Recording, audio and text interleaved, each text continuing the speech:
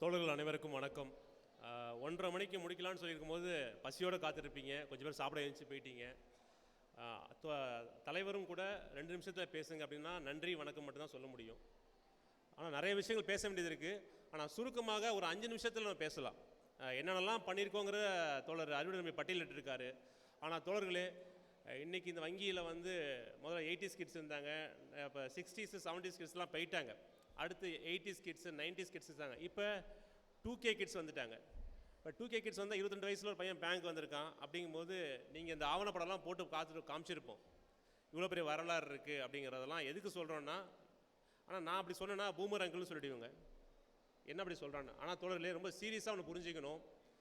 இந்த வங்கி பொதுத்துறையாக இருக்கிறதுக்கு காரணம் இவர்கள் எல்லாரும் சேர்ந்து போட்ட பெரிய போராட்டம் தான் அது காரணம். இன்றைக்கி ஒரு எக்ஸாம் எழுதிட்டீங்க, உங்களுக்கு வேலை கிடச்சிருச்சு அப்படிங்கிறீங்க. ஆனால் ஒரு பொதுத்துறையாக இவ்வளோ தூரம் கொண்டு வந்தது யாருன்னு கேட்டால் தொழிற்சங்கங்கள் தான். இந்த கிராம வங்கி இன்றளவும் ஒரு பொதுத்துறையாக இருக்கிறதுக்கு காரணம் ஏஆர்பிங்கிற ஒரு தொழிற்சங்கம் தான். அந்த தொழிற்சங்கத்தில் நீங்களாம் சேர்ந்துருக்கீங்க. இப்போ உங்கள்கிட்ட வந்தோன்னு சொல்லலாம், சில ஆஃபீஸர்ஸ் கூட இருக்கலாம், வந்தோடனே நீங்கள் எப்படி ஒரு ஆஃபீஸர் ஒரு கேஷியர் எப்படி ஒன்றா பயணிக்க முடியும் அப்படின்னு ஒரு கேள்வி வைப்பாங்க. ரொம்ப ரொம்ப உன்னதமான கேள்வி, ரொம்ப அறிவுபூர்வமான கேள்வி. அதாவது ஒரு ஒற்றுமை சீர்குலைக்க ஈஸியாக பிரிச்சிடலாம். அதை தான் அந்த மத்திய அரசாங்கமும் பண்ணுது. நீ என்ன மதம் என்ன ஜாதி அப்படின்னு எவ்வளோ பிரிக்க முடியுமோ அவ்வளோ பிரிக்கிறது தான் ரொம்ப ஈஸி, சேர்க்கறது ரொம்ப கஷ்டம். ஆனால் ஏஆர்பின்னு ஒரு சங்கம் இந்தியா முழுக்க 43 ஆண்டுகளுக்கு மேலாக இப்படி தான் செயல்பட்டுருக்கோம். சரி, நான் ஒன்று கேட்குறேன், ஒரு கிளையில் வந்து ஒரு மேனேஜருக்கும் ஒரு கேஷியருக்கும் சண்டை வந்தால் அது வந்து தேசிய பிரச்சனையா இல்லை வாழ்வாதார பிரச்சனையா? அது அன்றைக்குள்ள ஒரு பிரச்சனை தான். கூட பேச எந்த ஒரு மனம் விட்டு பேசினா சால்வ் ஆகிடும். ஆனால் நமக்கான பொது எதிரி யாருங்கிறத நம்ம புரிஞ்சுக்கணும். இன்றைக்கி ஐபிஓ இஷ்யூ ஆக போது, இது ப்ரைவேட்டைஸ் ஆனால் நான் இன்னொரு பேங்க் போனால் எந்த பேங்க்குமே இருக்காது. இன்றைக்கி ஆர்ஆர்பிஐ விட்டு நீங்கள் கமர்ஷியல் பேங்க் போனால் கமர்ஷியல் பேங்க்கில் இருக்குது. அடுத்த 2 வங்கியை அங்கேயும் தேசியமயமாக்குற வங்கியை வந்து ப்ரைவேட்டைஸ் பண்ண போகிறான். அப்போ எங்கே போவீங்க நீங்களாம்? ஆல்ரெடி வேலை வாய்ப்பே இங்கே குறைஞ்சிக்கிட்டே இருக்குது. இன்றைக்கிலே ஒரு ஏற்றத்தாழ்வு இருக்குது. நீங்கள் பார்க்கலாம், ஒரே கிளையில் லட்சங்கள் சம்பளம் வாங்குறவங்களும் இருப்பாங்க. ஒரு 10,000 சம்பளம் வாங்கிக்கிட்டு நீங்கள் வாழக்கூடிய ஊரில் அவரும் வாழ்ந்துக்கிட்டே இருப்பார் உங்கள் கூட. நம்ம என்னைக்காச்சும் எண்ணி பார்த்துருக்கோம் பக்கத்தில்? அந்த ஆவணப்படத்தில் 2017 மாதராஜ் சொல்லியிருக்காரு, வெறும் 9,000 ரூபா கூலி வச்சு எப்படி வாழ்வான்னு. 2017 இந்த கூலி அவர் சொல்லும் போது இன்றைக்கி அந்த கூலி அவங்க வாங்குறது வெறும் 11,000 தான் வாங்குறாங்க, இல்லை 12,000 தான் வாங்குறாங்க. அப்படிங்கும் போது எப்படி வாழ முடியும்? அந்த உழைப்பு சுரண்டல் மட்டும் அவங்களுக்கு மட்டும் நடக்கலை, உங்களுக்கும் தினம் கிளையில் நடக்குது. என்ன இருக்குது? டார்கெட்ஸ் இருக்குது. டார்கெட்ஸ் இருக்கும்போது நீங்கள் மணிக்கணக்காக ஒர்க் பண்ணுறீங்க. காலைல 10 மணிக்கு வரீங்க, 8 மணிக்கு ஒர்க் பண்ணாலும் உங்களுக்கு குற்றணர்வு ஏற்படுது. ஆஃபீஸராக இருந்தால், கேஷியராக இருந்தால் 6 மணி வரைக்கும் ஒர்க் பண்ண ஒரு குற்றணர்வு ஏற்படுது. ஏன் ஏற்படுது? தோழர்களே, நீங்கள் இன்னொருத்தர் வேலையை சேர்த்து நீங்கள் பார்த்துட்ருக்கீங்க எல்லாருமே. நீங்கள் 5 மணிக்கு உங்கள் வீட்டுக்கு போகணுன்னு தான் வரையறுக்கப்பட்ட என்ன வேலை நேரம் அது. 8 மணி நேரம் உழைப்பு, 8 மணி நேரம் ஓய்வு, 8 மணி நேரம் உறக்கம்னு போராடிப்பட்டதை நீங்கள் ஜஸ்ட் லைட்டாக இழந்துட்டீங்க. இந்த இன்றைக்கி இருக்கிற இளைஞர்கள் இந்த கேள்வி உங்களை எழும்பியிருக்கா? நான் ஏன் 5 மணிக்கு வீட்டுக்கு போகணுன்னு இருக்கேன். நம்ம பேசுகிறோம், ஆனால் சில டைம் கடந்து போகும்போது, ஏன்னா நீங்கள் 5 மணிக்கு மேலே நீங்கள் பணிபுரிதல் எல்லாமே இன்னொருத்தர் வேலை செய்ய வேலையை நீங்கள் செஞ்சுக்கிட்டு இருக்கீங்க. அப்புறம் எப்படிங்க ரெக்ரூட்மெண்ட் உள்ளே வருவாங்க? 2 விஷயம் தொடரலே. ஒரு வேலைக்கு வந்துட்டீங்க, உங்களுக்கு வந்து முதல்ல வந்து என்ன கேட்டிங்கன்னா, ஒரு ஒரு ஒரு பெட்டர் ஒர்க்கிங் என்விரான்மெண்ட் தேவை. 2வது ஒர்க் லைஃப் பேலன்ஸ். இது 2ம் இந்த வங்கி ஊழியருக்கு முக்கியமான ஒன்று.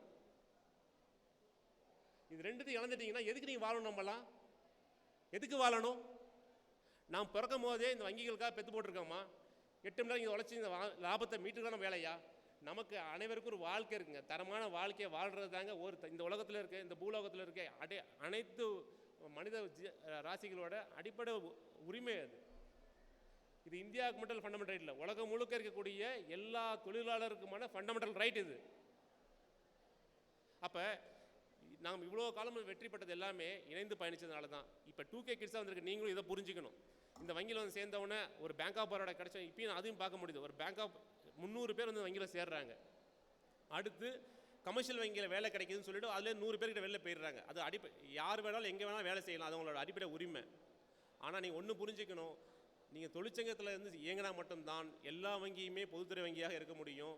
அடுத்த தலைமுறைக்கும் இந்த வங்கியை பொதுத்துறையாக கொண்டு போக முடியும். உங்களை போல ஒவ்வொரு குடும்பத்திலேருந்தும் ஒரு தொழிலாளர், ஒரு வங்கி ஊழியர் வருவாங்க. அதுக்கான பொறுப்பு நம்மக்கிட்ட இருக்குது தோழர்களே.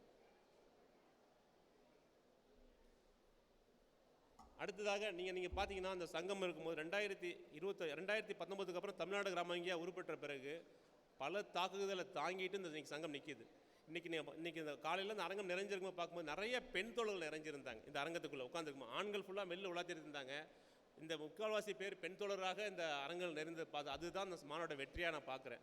இந்த செய்தியை அவங்ககிட்ட கொண்டு போகணுன்னு தான் பார்க்குறோம். ஏன்னா உழைப்பு சூழலை பற்றி பேசிகிட்டு இருக்கோம், ஆனால் ஒரு மிகப்பெரிய உழைப்பு சூழல் நடந்துக்கிட்டே இருக்குது நம்ம முன்னாடி. அது யாருன்னா நீங்கள் தான்.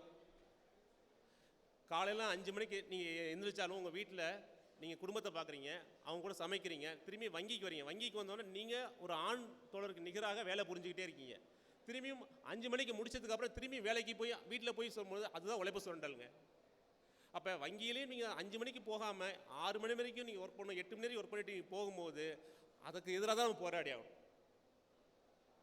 நம்ம ஏன் ஐபிஓக்கு எதிரானா தேசியமயமாக வங்கியாக இருக்கலாம், ஆனால் அதுக்கெல்லாம் உள்ள இன்னும் முக்கியமான விஷயம் என்ன, உங்களோட பெட்டர் ஒர்க்கிங் என்விரான்மெண்ட் வங்கியில் நம்ம கிளைகளை உறுதிப்படுத்தணும். அதே போல் உங்களோட ஒர்க் லைஃப் பேலன்ஸ் ரொம்ப ரொம்ப முக்கியமான ஒன்று. இது ரெண்டையும் நீங்கள் பார்க்கணும். அதே மூன்றாவதாக இங்கே இருக்கக்கூடிய தற்காலிக ஊழியர்கள் நம்ம திரும்பி சொன்னும் போது நீங்கள் நல்லா புரிஞ்சுக்கணும், பல போராட்டங்களை சங்கம் நடத்திக்கிட்டே இருக்குது. 2019 அவங்கள பணி நிரந்தரப்படுத்துறதுக்கான கேஸில் போட்டிருக்கோம். இப்போ அதில் முன்னேற்றம் ஏற்பட்டிருக்கு. அவங்களுக்கான பிஎஃப் பெற்றுத்தரணும்னு சொல்லி சுப்ரீம் கோர்ட் வரைக்கும் வெற்றி பெற்று வந்திருக்கோம். அப்புறம் இப்போ பார்த்தீங்கன்னா சம வேலைக்கு சம ஊதியம், ஒரு நிரந்தர பணியாளர்களுக்கு தர வேண்டிய ஊதியத்தை அவங்களுக்கும் தரணும்னு சொல்லி ஒரு கேஸ் வெற்றி பெற்றிருக்கோம். அது மட்டும் இல்லாமல் நீங்கள் இன்னொன்று சொல்லலாம், ஏன் டெம்பரரி மெசேஜ்க்கே பேசிக்கிட்டே இருக்கீங்க, ஏன் நமக்காகவும் பேசியிருக்கோம்.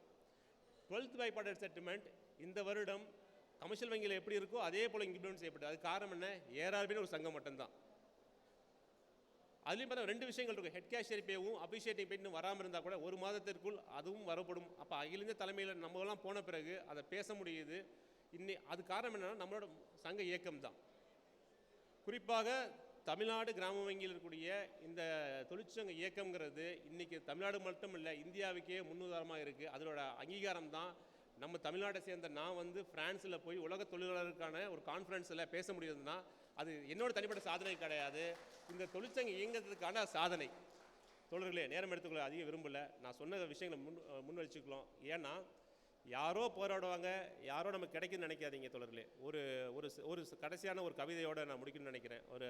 அது ஜெர்மன் பாதிரியார் சொன்னது தான். முதலில் அவர்கள் கம்யூனிஸ்டுகளை தேடி வந்தார்கள், நான் கண்டு கொள்ளவில்லை, ஏன்னா நான் கம்யூனிஸ்ட் இல்லை. அடுத்து அவர்கள் தொழிற்சங்கவாதிகளை தேடி வந்தார்கள், அப்போதும் நான் கண்டு கொள்ளவில்லை, ஏனால் நான் தொழிற்சங்கவாதி அல்ல. அடுத்து அவர் யூதர்களை தேடி வந்தார்கள், அப்போதும் நான் கண்டு கொள்ளவில்லை, ஏனென்றால் நான் யூதன் இல்லை.